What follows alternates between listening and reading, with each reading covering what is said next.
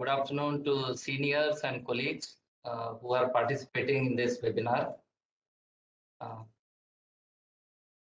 so this is the scenario in Maharashtra.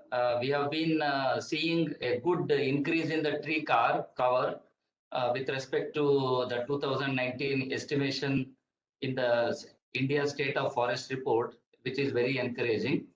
There has been a slight increase in the forest cover also, and also various other parameters, certainly encouraging for Maharashtra and for the country. And if we see the implementation of working plans in the state, the areas where predominantly teak working happens, that I have tried to show here, we have about 12,25,000 hectare, which we can say falls under some sort of teak management. Intensive in case of TPWC and old teak plantation working circles, and not so intensive, but some extraction do take place in our SCI forests. And if we see the annual average availability of teak timber, it's roughly about 8 lakh cubic meters. And I have tried to classify them with respect to the source. When I say forest depots, it also includes the depots of Forest Development Corporation also. And you can see that the most important aspect to be noted is the imports. The imports into Maharashtra is roughly about 1,70,000 cubic meter of teak.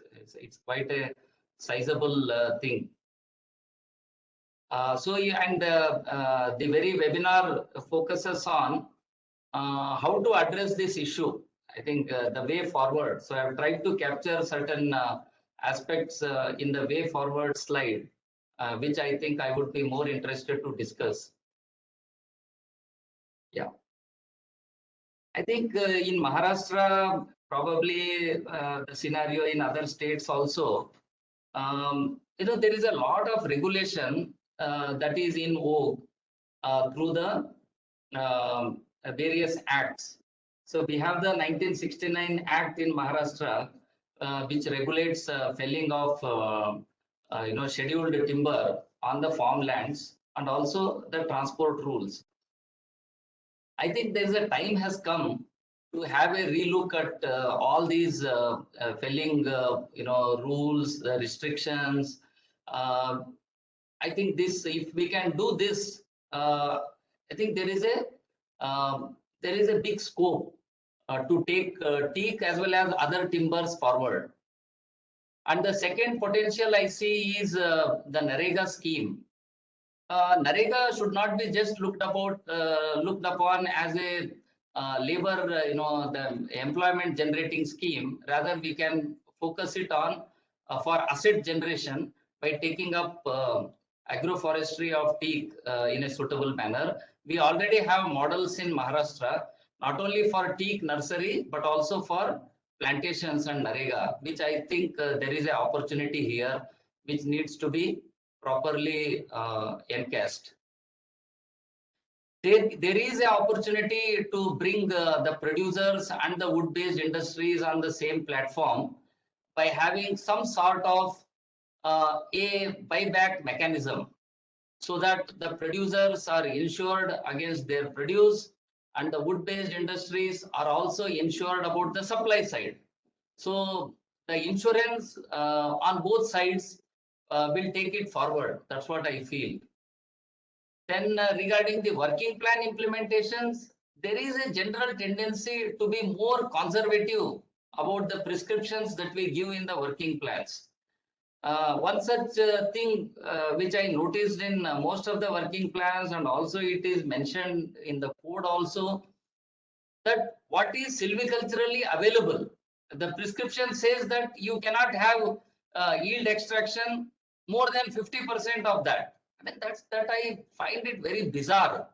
That when we say scientifically this much is available, I mean that should be looked at as a scientific prescription. Why have a rider on that is something to be really looked at. So So this is one thing which I have highlighted as that will certainly almost double our production from our forest areas. Then, as I mentioned, it's the farmer who should get benefited in the entire exercise. But unfortunately, that is not the scenario. Today, it is the middleman who is the biggest beneficiary of the production that is happening. So therefore, here I think one solution could be information technology. Can we provide digital platforms to farmers so that they are in direct contact with the purchasers?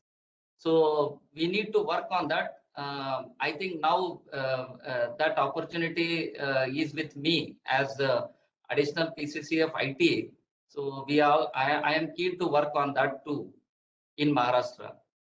Then constant sharing of market price information to farmers to build awareness among them about the current market prices of teak, I think is again equally very important.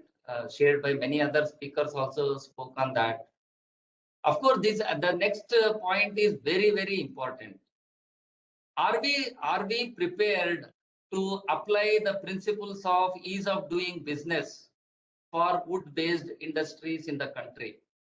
I think this is a question which needs to be addressed in a very systematic and earnest manner. I mean, unless we do this, then how can we allow a industry to prosper? So this is, I mean, a very serious thought needs to be given on this particular aspect. Of course, I know IWST is already working on this. Wood is good concept, but it needs, I think, more vigorous involvement of the media, because I think wood probably is selling more as an emotional entity, but not as a, I mean, not on the scientific terms. People probably associate wood more emotionally, I feel, and not scientifically. So I think, can we change this scenario by giving a much more vigorous push to the concept of wood is good? I think that would change the entire scenario of how we look at it. I think the whole gamut of this thing is that farmers should be at the center stage, and more benefits should flow to the farmer. And I think the opportunities will automatically emerge. And the imports can certainly be reduced to a great extent if we can promote this concept more vigorously. Efforts are being made, but a lot more needs to be done. So this is from my side, and thanks to IWST for giving me this opportunity and be part of this webinar. Thank you. Thank you very much, Mr. Kalyan Kumar, for sharing your thought-provoking insights and prospects on status of Maharashtra in augmenting teak timber. Yeah, it's my privilege now to invite Mr. Rajesh Kalaje, CCF representing Chhattisgarh Forest Department, to share his views on efforts by Chhattisgarh in augmenting teak timber. Over to you, Mr. Rajesh. Thank you, sir. Just give me a moment.